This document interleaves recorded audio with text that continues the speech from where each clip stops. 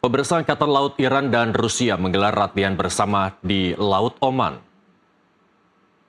Dua negara ingin memperkuat keamanan maritim dan memperdalam hubungan angkatan laut mereka.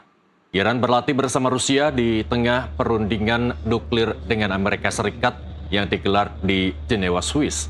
Sementara di Selat Hormuz, Iran mengancam memblokade seiring Amerika Serikat yang mengerahkan kapal induk tercanggih mereka, Gerald Ford, di wilayah itu.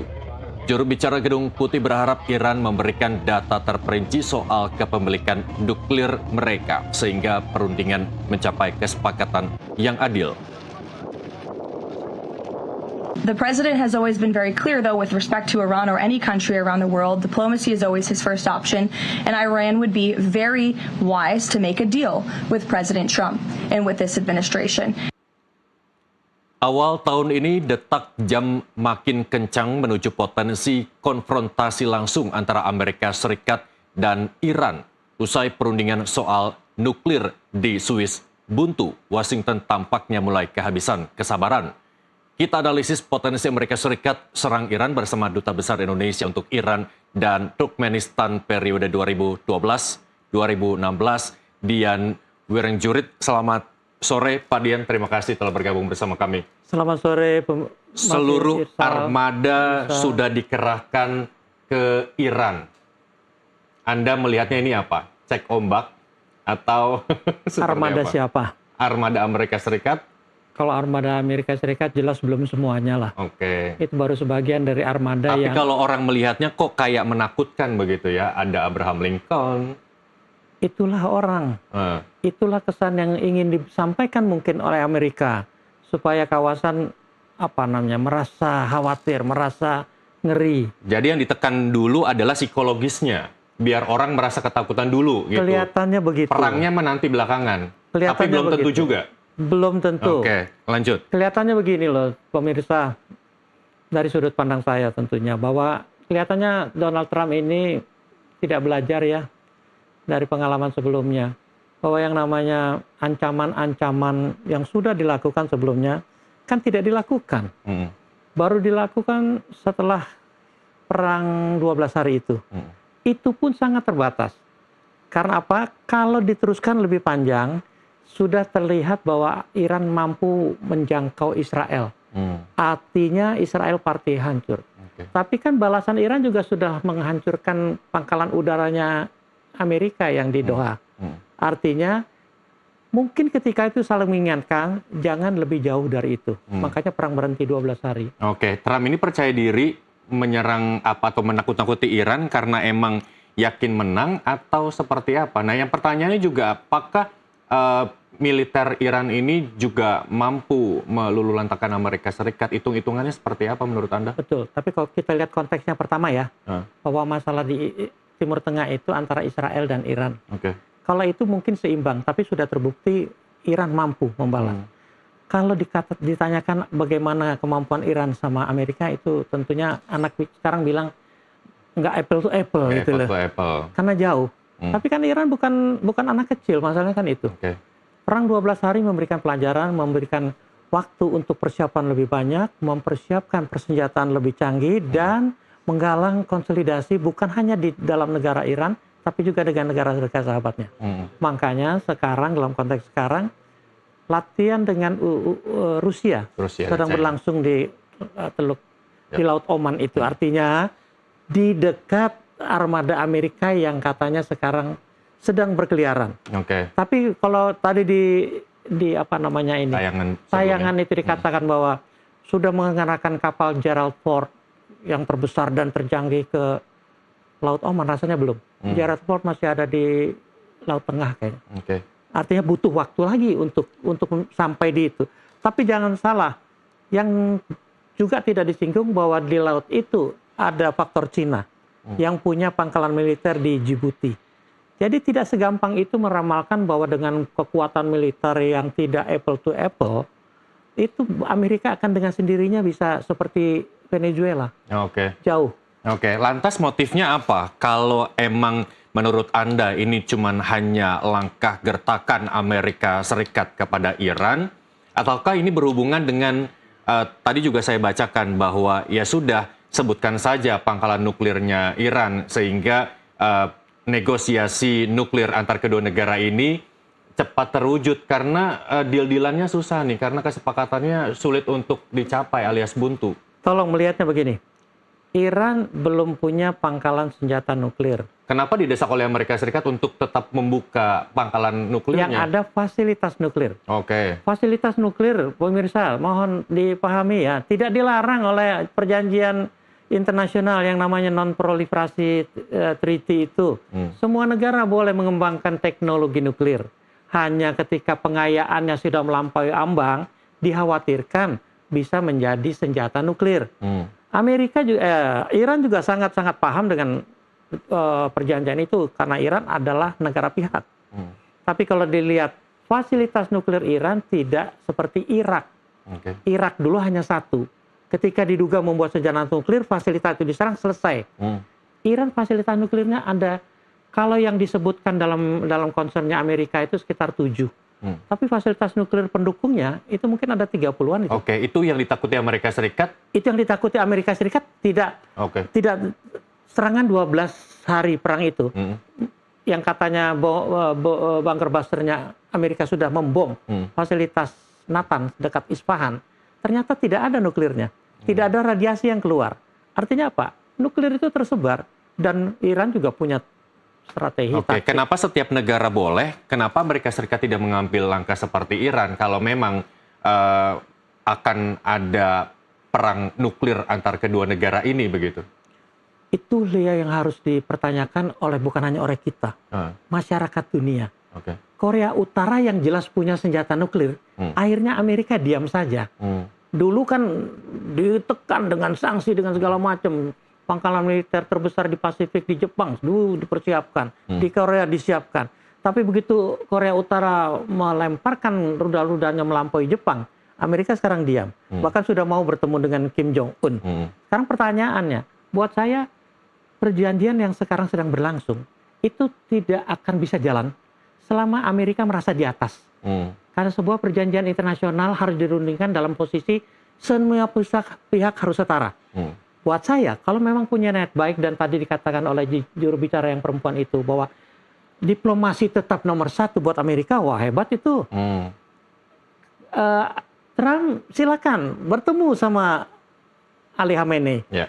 Lebih langsung daripada sekarang membual di dunia akan serang menyerang sampai sekarang nggak ada. Dunia sudah tidak akan percaya. Oke, wajar nggak Pak Dian kalau Amerika Serikat ini ibaratnya sedang berada di pengaruh Israel, karena Israel dan Iran yang sebenarnya punya latar belakang perang begitu ya, latar belakang konflik. Terlebih Israel kemarin sudah bergabung dalam BOP. Sebagai penemu BOP, Amerika Serikat terutama Donald Trump kan akan melakukan apa saja demi anggotanya, bukan begitu? BOP konteksnya lain ya, agak berbeda. BOP khusus Gaza nih. Bahwa perang itu Iran juga dalam rangka membela Gaza itu satu hal. Tapi tidak ada kaitan langsung dengan sekarang armada Amerika yang katanya mulai mengancam. Karena itu tujuannya nuklir Iran. Dan nuklir Iran itu satu belum terbukti. Kedua bukan urusan Amerika sebenarnya kalau mau.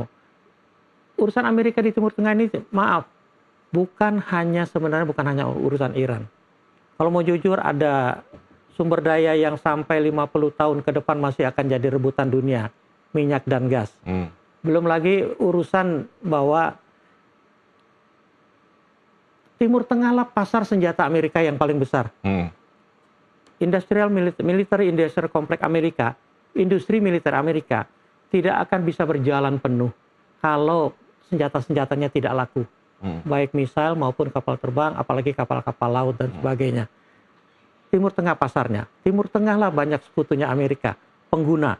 Karena apa? Di Eropa sekarang sudah mulai kehilangan kepercayaan terhadap Amerika. Eropa pun sekarang sudah mampu mengembangkan senjatanya sendiri. Kemana lagi mencari pasar selain Timur Tengah? Yang akan dijadikan sasaran untuk bahasa anak sekarang membuli adalah Iran. Kalau tadi Anda yakin bahwa ya Iran memang belum ada pangkalan nuklir, tapi ada fasilitas nuklir. lagi mana itu intelijen Amerika Serikat ngomong ke negaranya bahwa Iran punya pangkalan nuklir, sehingga ini menjadi apa ya? Semua isu ini kan politik. Tolong jangan dilupakan. Saddam Hussein Irak pernah diduga memiliki storage yang berisi senjata pemusnah massal. Ya. Artinya nuklir, biologi, dan kimia. Data-datanya dipajang di PBB. Menteri Luar Negeri Colin Powell sama Jenderal siapa itu memaparkan. Ini bukti bahwa ada foto-foto Irak sudah menyimpan senjata. Begitu diserbu tidak ada tuh. Artinya apa? Politik. Mungkin itu membuat dunia jadi khawatir, mungkin Amerika jadi khawatir masyarakatnya, supaya produksi jalan terus senjatanya. Nah, di Iran tidak pernah terbukti. Buat saya begini, yang dikhawatirkan oleh Amerika sebenarnya, kalau saja Iran benar mampu, sekarang itu tinggal merakit Iran itu. Itulah yang namanya breakout point. Breakout point itu begitu disatukan, itu jadi senjata. Misalnya siap, payloadnya siap, roketnya siap. Itu sekarang masih disebar. Dulu payload itu ada payload time, breakout time itu sekitar 6 bulan. Sekarang mungkin 2 minggu bisa bikin tuh. Memang kalau dilihat polanya Amerika Serikat ini, propagandanya oke ya Pak Dian ya. Kalau salah tolong koreksi. Sebelumnya bahwa Iran berupaya untuk mati-matian membuat masyarakat tenang dengan meminimalisir jumlah korban, tapi justru Amerika lebih membongkar bahwa korban yang meninggal ini lebih besar daripada apa yang dikeluarkan oleh media, begitu. Korban di mana? Korban yang di Iran atau korban yang di dampak konflik ini? Waktu perang itu. Waktu perang? Waktu perang. Kalau perang begini, tolong lagi dilihat. Perang itu 12 hari itu buat saya tadi, Mas Irsal betul sekali. Menerangkan seperti test the water. Ternyata Iran bisa melawan dan bisa menjangkau. Makanya berhenti, karena kalau diteruskan parah. Tapi di perang itu saja, kenapa disebut tes? Misal yang diluncurkan dari Israel ke Iran dan Iran ke Israel, sebagian besar jatuhnya di tempat yang masih sedikit penduduknya atau jarang penduduk. Belum mencapai kota-kota besar atau di Iran atau di Israel. Artinya itulah test the water. Bahwa kalau mau tinggal diarahkan ke kota, kan begitu. Nah, kalau dibilang korban jatuh, Iran mengakui jelas ada korban. Karena yang bekerja di fasilitas nuklir itu bukan hanya militer, tapi civilian. Dan Iran, kalau saya pernah di sana, yang namanya Natanz itu, yang diserang itu, memang hanya 30 kilo dari Isfahan. Itu kota turis, kota padat. Kalau itu dibelokkan sedikit, bisa sana urusannya lebih panjang. Jadi kalau korban dikatakan memang diakui banyak, ya itulah yang dilakukan Israel menggunakan bunker buster, teknologi yang paling canggih digunakan kok. Di tempat yang bercampur antara fasilitas dan dekat dengan civilian. Tidak bisa dihindari. Kalau tadi Amerika Serikat menurut Anda adalah langkah gertakan, kalau Iran sedang lagi tertawa nggak ketika ada latihan militer bersama Cina dan juga Rusia begitu, sambil ketawa-tawa, lu gertak kok gertak balik gitu. Dilihat dari kerangka itu bisa saja Mas Irsal. Karena apa? Karena Cina dan Rusia sudah menyatakan kalau Amerika sekarang benar nekat lagi, Iran bukan Iran yang bulan Juni lalu, tapi Iran sudah lebih memobilisasi, mengkonsolidasikan kekuatan, dan kami, Cina sudah bilang kami akan di belakang Iran. Artinya apa? Ini menyatukan kekuatan timur ya? Menyatukan kekuatan di timur, betul.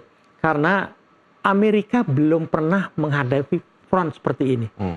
Terlalu gegabah. Di mana di Ukraina, beranikah Amerika menyerang Rusia, yang jelas menginvasi Ukraina, yang akan menjadi mitra NATO-nya.